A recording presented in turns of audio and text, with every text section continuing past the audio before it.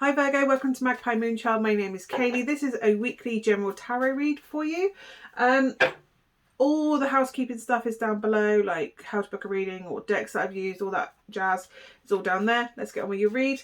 I kind of feel like in order to, there's a project or there's something you're trying to move forward with, and I think you feel quite blocked at the moment. The way that you get forward is by asking for help and support. You need to bring something into it.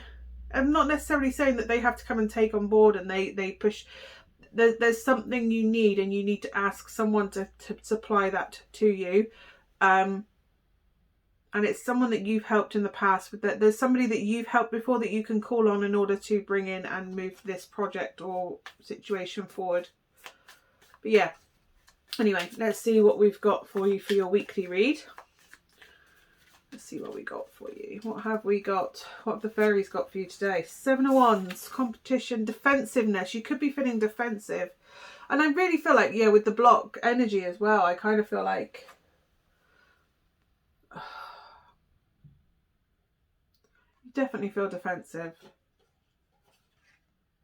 Like someone's bugging you, like they just keep on at you and keep on at you and keep on at you, and you just kind of had enough of it. You're like, I'm always having to defend my choices, I'm always having to defend my decisions.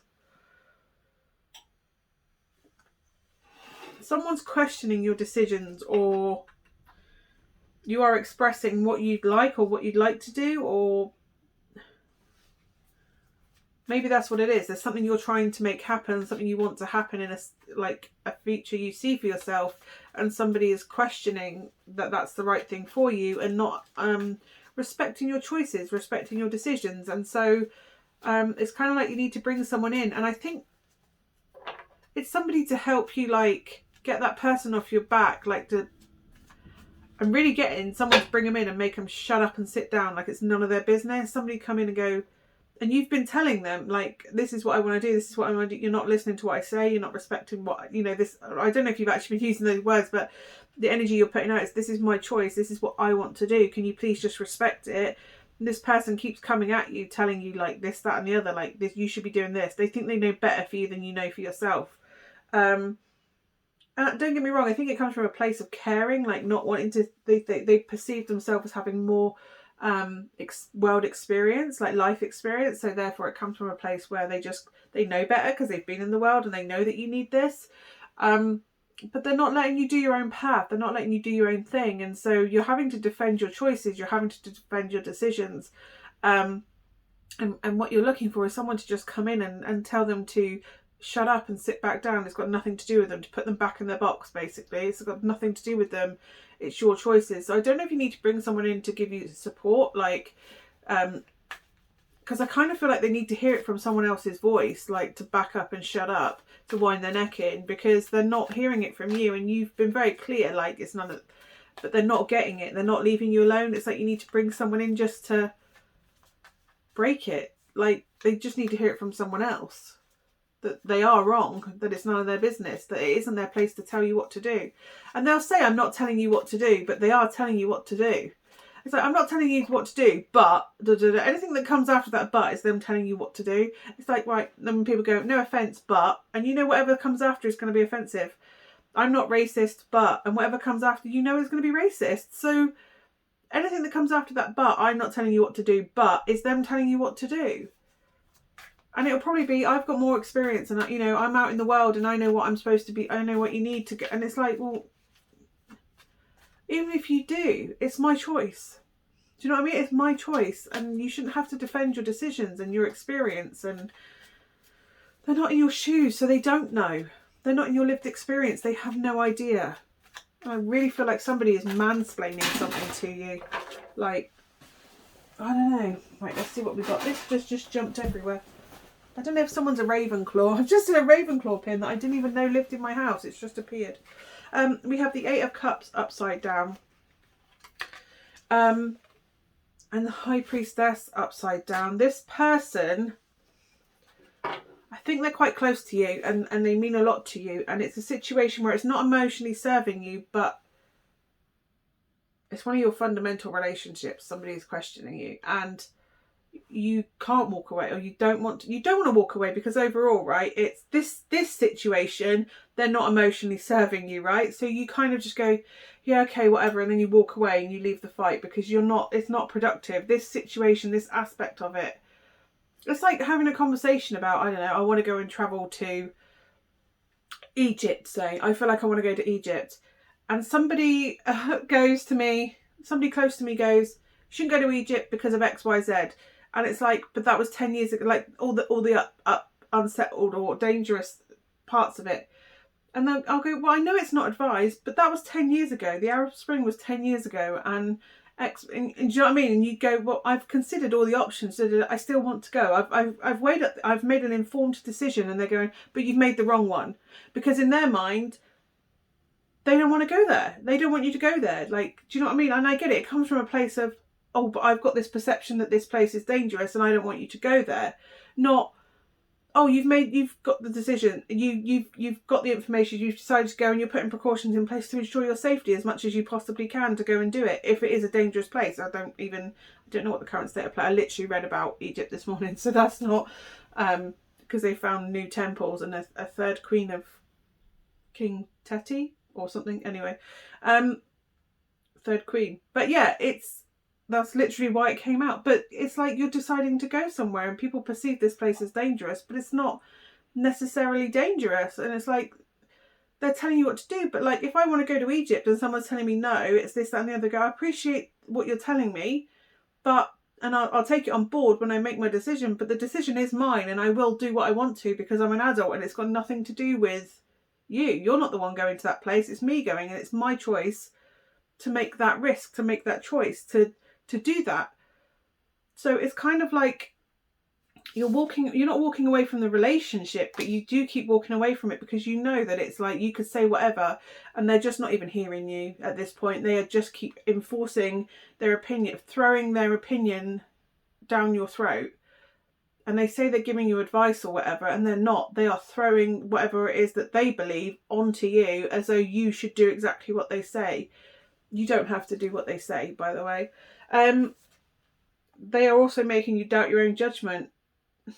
I mean, you know this is the right thing to do, right? Your intuition tells you that this is the right thing for you, that you should be doing it. You should be listening to your intuition. You should be following the path that you know you're supposed to do. They are blocking you doing that. They're making you doubt your intuition. They're actually causing damage by not listening to you, by keep shoving this down your throat and in your face that you should be doing X, Y, Z.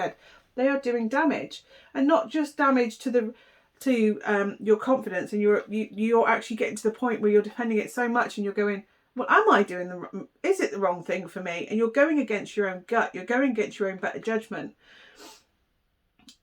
and so you just walk away from the situation because that's just, to disengage them seems the best thing to do. So, yeah, it's just,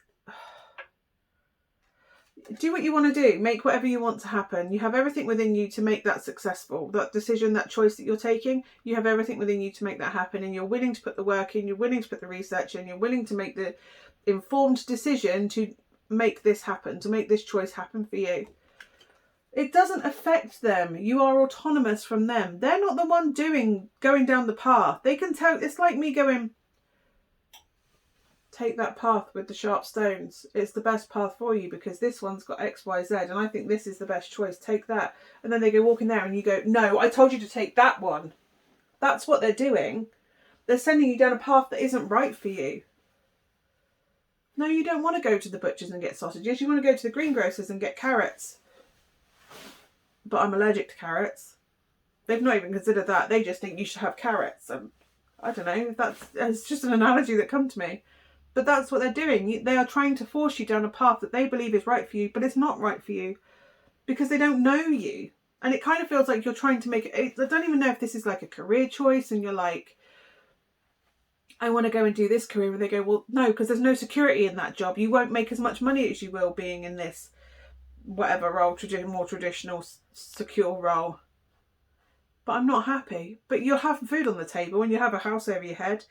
What? So I can have a full belly and a roof over my head and cry rather than have a full belly.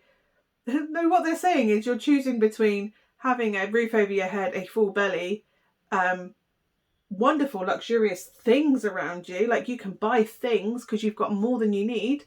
But you can sit there and cry with all your things around you because those things aren't going to make you happy.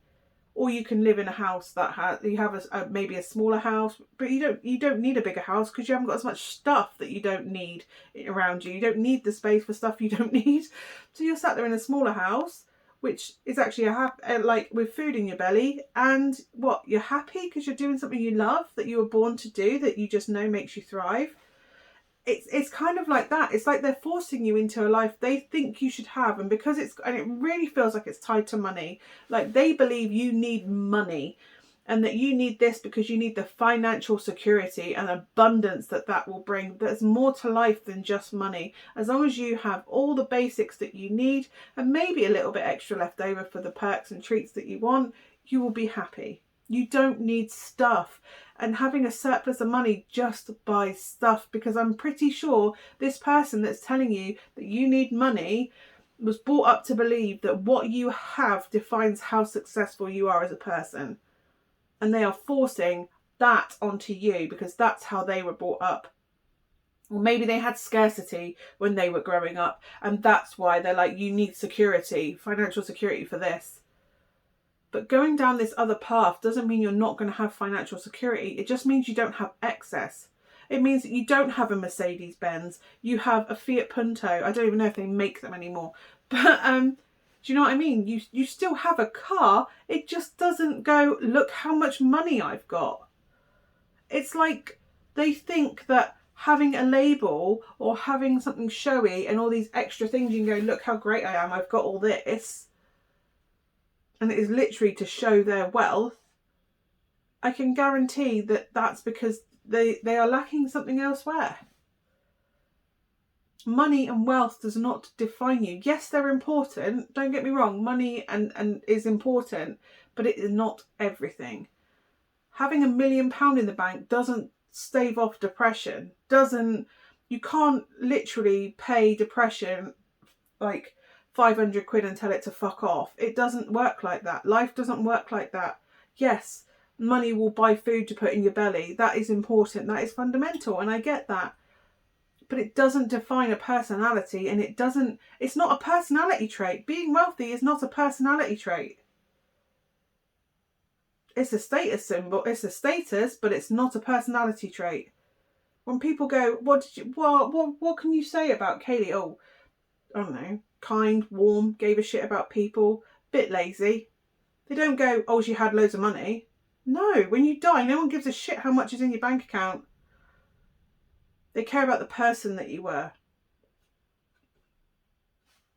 Money is just there to get us food and stuff, and it kind of feels like they've lost that point of view, not you. And they are trying to shove you down a path because they're scared of scarcity, or they want the prestige of wealth, and it's a construct. It's not. Money doesn't make you happy. You cannot pay. You know, like health, you can't buy health. Don't get me wrong. If you have more money, then yes, you can live a health. You know, it's easier to access the things that can help. Like you can buy a better doctor. If in America you can afford a better health, get a better doctor, you can afford the best. That's great. You're getting a higher level of thing. But at the end of the day, if you've got a terminal disease, you cannot chuck money at that disease and tell it to go away and cure yourself. That's not how it works. Money can't. It can give you a better footing, but it doesn't define everything. And I kind of feel like this person thinks that you're going to be like, I don't know. They're worried you're going to die of happiness? Who knows? Do you know what I mean? Like, I don't think they were allowed to follow a path that they were truly meant to. And I kind of feel like, oh, well, they did that for my higher good. Well, no. Well, yes and no, absolutely. You're not going to tell someone to set up a business selling chocolate fire guards. By all means, if somebody says, oh, I'm called to make chocolate fire guards, and you're like, what, for novelty? Well, maybe there is a business in novelty chocolate fire guards. I'm patenting that. No. Maybe there is, like, a novelty thing, like you can make a business selling chocolate fire guards as a joke, or chocolate teapots as a joke. And maybe there is a business in that, and they'll go, well, there's nothing in it. It's like selling a chocolate teapot, and you go, that's a great idea, I'm going to make money out of that. But No, I suppose fundamentally, no, that's not going to be a mega corporate successful business, but it might be enough for you to feed yourself and clothe your family and keep the electric on and have, everything you need. Maybe it means that you can't go on 4 holidays a year and drive a expensive executive car, but that's doesn't matter, does it? As long as you've got a car and it works and you can get to where you need to go, and it's probably cheaper to run actually than a 3 litre whatever. A 1.2 is definitely cheaper to run than a 3 litre whatever, and I'm pretty sure it's got cheaper parts. But it's like they're just skewed towards this financial rich world, and it's like, that's unfortunately, yes, the world is geared up where the wealthy succeed more than those, but are they happy? Do you know what I mean? Like, are they happy? And even if they are, it doesn't affect you and your life. If you just want to live your life and be happy and comfortable, then live your life and be happy and comfortable. And maybe you have to turn around to them and go, fuck off, you either support me or you don't. I don't care, I'm doing it anyway. Or maybe you need to get someone in to say, you're overstepping. You're telling them what to do, not giving them the choice. You're giving the illusion of choice, but you're not giving them the choice. You are manipulating them into doing what you want them to do. And getting cross and aggressive when they're not doing what you want, which again is emotional manipulation. So, yeah. Anyway, I hope that is of some use to you, Virgo. Stay strong. Follow your path. It's your path at the end of the day. And if you do it and it doesn't work out, it's your mistake to live by. You made that choice. You take the responsibility for that choice. But they need to back off. They really need to back off. Anyway, I hope that is of some use to you. Hopefully I'll see you again in the next weekly or even the monthly ones, whichever one comes out next. And I will see you again soon. Thank you so much for watching.